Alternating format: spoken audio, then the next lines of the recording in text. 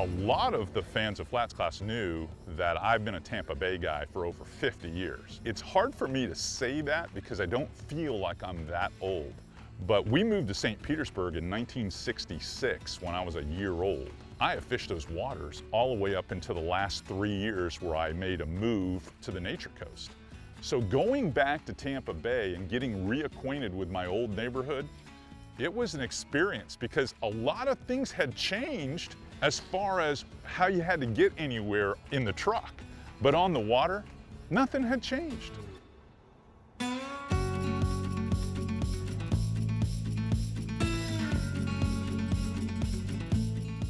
Well, as you can see, I'm fishing with Captain Dustin Pack in Tampa Bay and my buddy behind me. And we're here, it's cold as heck. I mean, I'm wearing gloves in South Florida. Now, these aren't my current stomping grounds anymore. I grew up here, and I feel as if I have fished every blade of grass in Tampa Bay in 50 years. But I'm here with the heir apparent to this area, Captain Dustin Pack, and we're gonna try some new stuff today. Yep. But we're gonna try some old techniques that are tried and true, especially when it's cold and it's clear, and we don't really know how we're gonna deal with it because it was literally freezing last night. So we're dressed warm, we're gonna make a run, and hopefully we're gonna catch a few fish. We got sun, we got, for the most part, clear skies. Should be doing some good sight fishing, and hopefully the fish shouldn't be too cold. Now, everyone knows Dustin's a fly guide. We're gonna fish a light tackle technique that's just as effective. It's just like fishing flies. We're fishing the Ned rigs today. Yep, small and finesse fishing. That's right.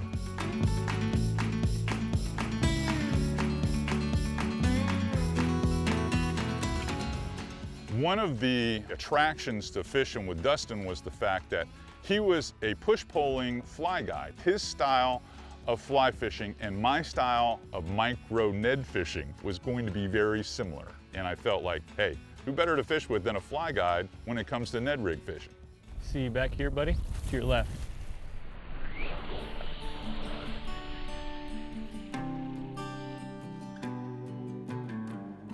It's a big thing here in Tampa with leading a fish. You know, our fish see a lot of pressure, a lot of tower boats. You know, being a fly fishing guide here, we're the minority. So it's very important to lead those fish, see them moving down a line, get that fly or that lure out in front of where you think they're gonna be, and a lot of times they'll turn. I didn't like that. They'll turn and you gotta regroup and get that fly back where it needed to be. And a lot of times with these cold fronts like we just had, these fish just would not eat, and we were trying and trying, and it wasn't for a lack of shots, it wasn't for a lack of CA putting it where it needed to be, it was just these fish had lockjaw. Eat it. Eat it. Come on. Oh. He's following it. He's following it. You gotta be kidding me. Oh, he bumped it. Gotta be kidding me. God dog it. That's a big hail, no? Nice, buddy. Oh. You believe that?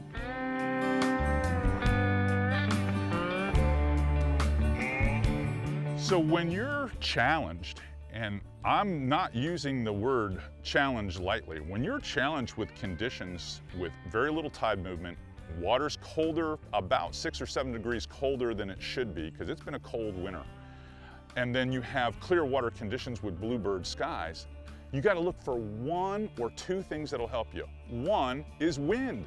Wind, if you can set the wind up where it pushes water through little cuts or down shorelines and you can figure that out, that's one thing that will help you. The second thing that will help you is the salooner period.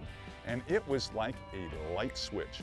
We struggled, and soon as that moon, we could see that there was like 3 fingers between the horizon and the moon, and we knew it was setting. Now fish were coming out and their heads were tipped down and their tails were up a little bit and they were just kind of floating like a bird, like a heron looking for something to move. Then when I would throw or present the Ned rig, it was a home run.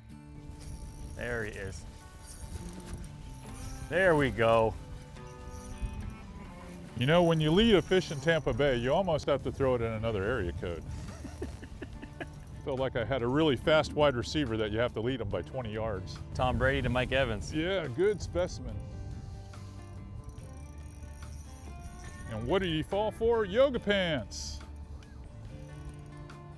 This is one of our buddies on the Z-Man team, Brian Latimer's bait, but the Ned rig. And when you see this, Dustin, you are gonna be shocked because it looks like nothing. Sometimes that's what it takes around here. Gorgeous fish. Respectable. Got my Benny Blanco net. Yeah, there you go. Beautiful fish, see? Good job. What a gorgeous fish. Beautiful. Typical, you know, 23, 24 inch Tampa red. Tampa Bay redfish. You know, years ago, Lefty Cray would say, if you want to get good at bone fishing, come to Tampa Bay and go red fishing. Exactly. And those words still are true. Exactly. Only getting more true. They're getting more true. More every true. day. But it still happens. It still happens.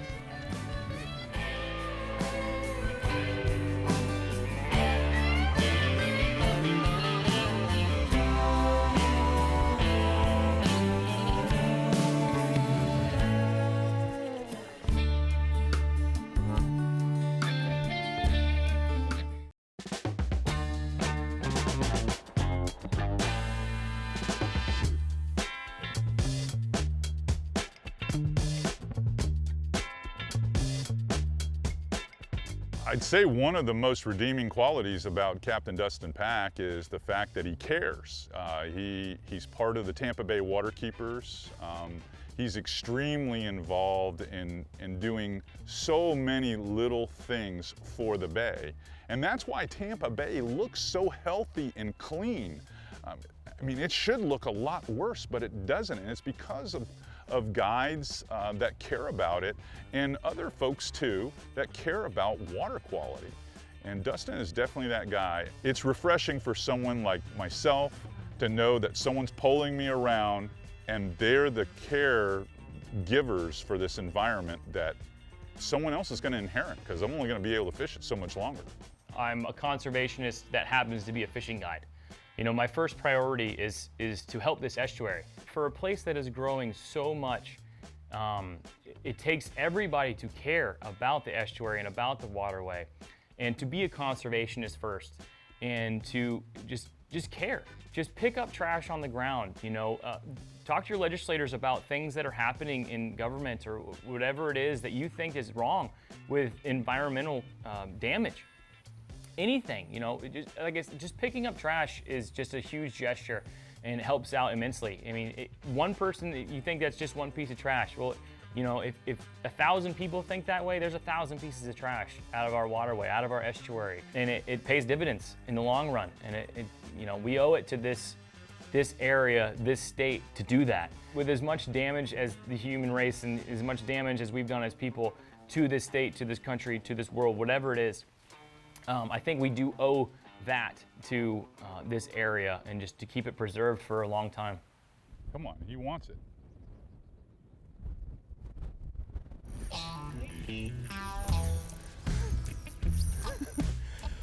What a feed, see? Great, buddy. What a feed. Back to yoga pants. Back to yoga pants. He wanted that thing too. You could tell he was lit. I mean, he was totally lit for it. Yep. Nose down. You put that thing right where it needed to be, and he followed it the whole way. And it stayed on the bottom. Do you know? I mean, when it stays on the bottom where he can trap it, that's kind of key. You got the Ned rig right in his face. I mean, on a tough day like today, that's what you want to see. Beautiful fish. Yeah, that was basically a dark olive. That is the Pro Finesse from Z-Man, with that yoga pants color that Brian Latimer came up with for us on the bass side, but dark. Another one of your suggestions. Yep. Switch off the white. Good deal. That was the epitome of teamwork too. Seeing them and being able to get the right angle. Perfect cast and woo. And a bear hug. And a bear hug. When it gets tough, you have no water movement, you have cold water at that, because it was 39 degrees that morning. That's why you started late. I mean, this is your answer. This is all you can catch them on. When it's tough, the Z-Man Ned rig really does come through for you. That small finesse. Smaller finesse baits really do a good job. That's the beautiful thing too. I love that, just going down this shoreline, seeing that fish from you know, So 50 far yards away. away, whatever it was. He works slowly up to him, and he's nose down and acts like a redfish is supposed to act, and follows that thing and hammers it. The best part about that one is his body attitude before we got to him was already tipping. Exactly. Notice that? That was the one that wasn't laying there. He was actually tipping.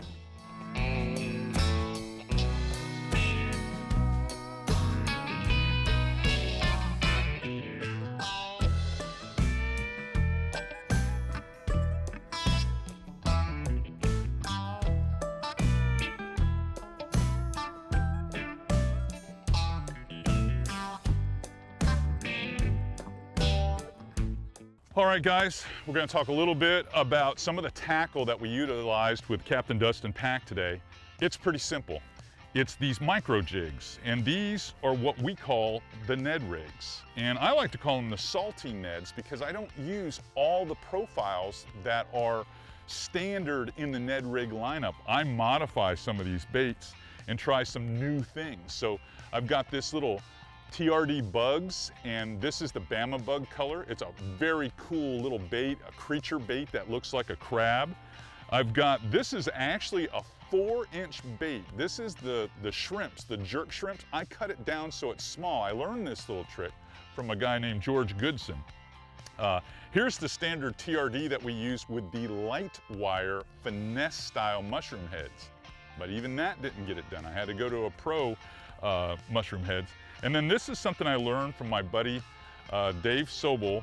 He cuts a trout trick tail down so that it's less than almost 2 inches long, and it has all this action, and this is killer for catching snook, trout, sight fish, and redfish because it's so light when it hits the water. But you gotta have the right rod and reel setup.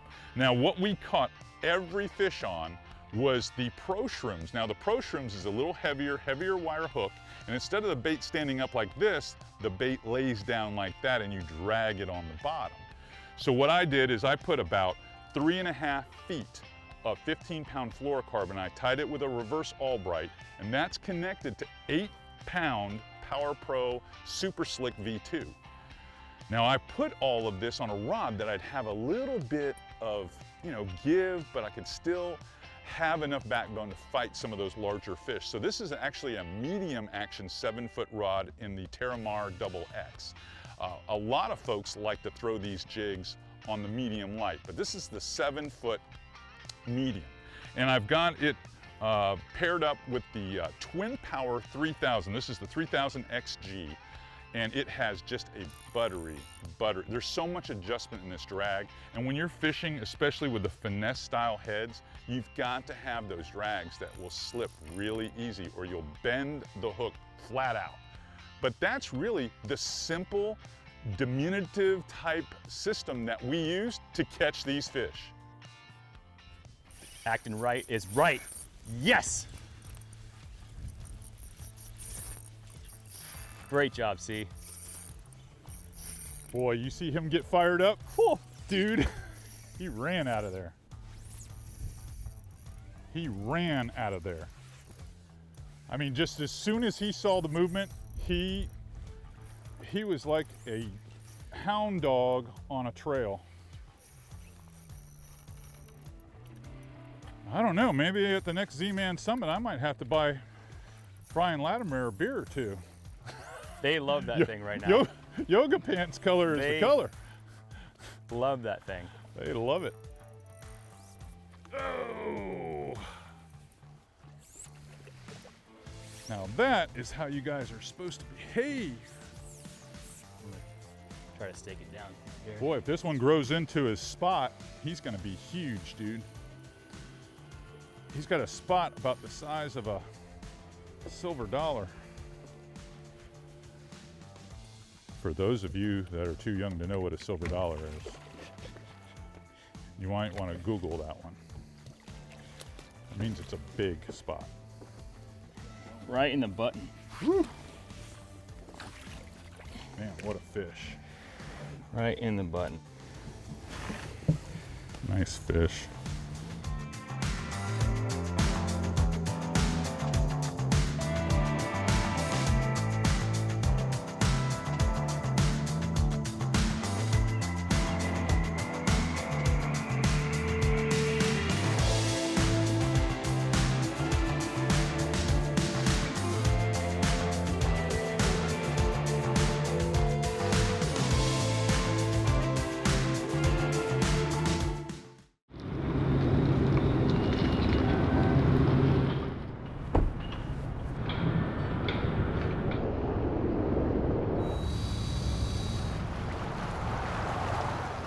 all my life, living there in Pinellas County and fishing Hillsborough and Manatee quite a bit, it always seemed kind of quiet.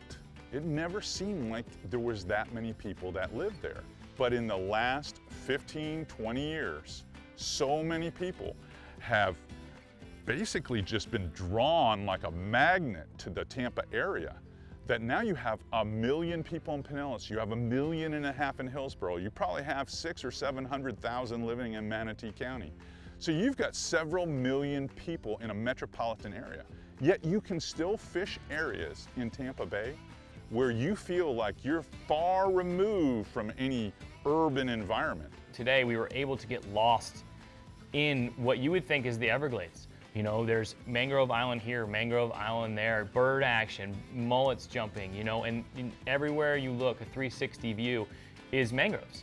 You would never know unless you pulled out of that zone or motored out of that zone and saw on the horizon the big sky rises where we were.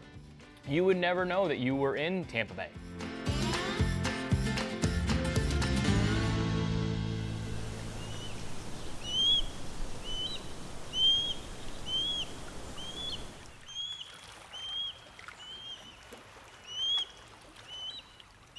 This certain area hasn't changed much. No, not at all.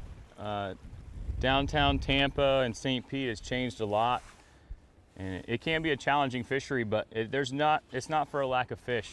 No. There's plenty of fish here. We have been seeing plenty of fish today. You gotta be kind of on your game, know what you're doing, and it'll prevail. You can do real well here.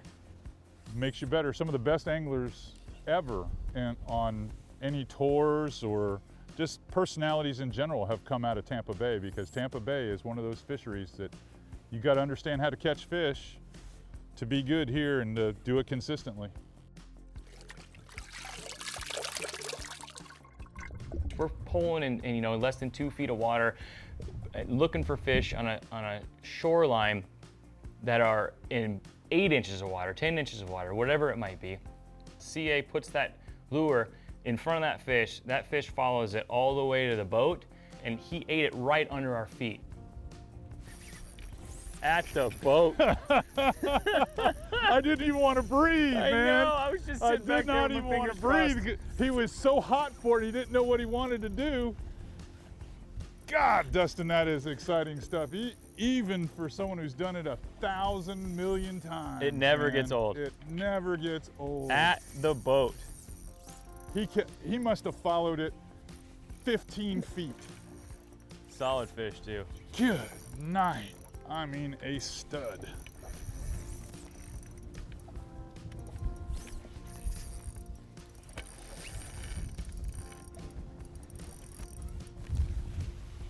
Oh, man, he hit that.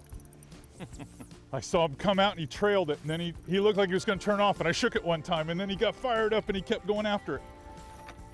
He does not like you. You know, you got to throw a Ned rig, you got to have a light stick, and this is a really light stick to get that distance.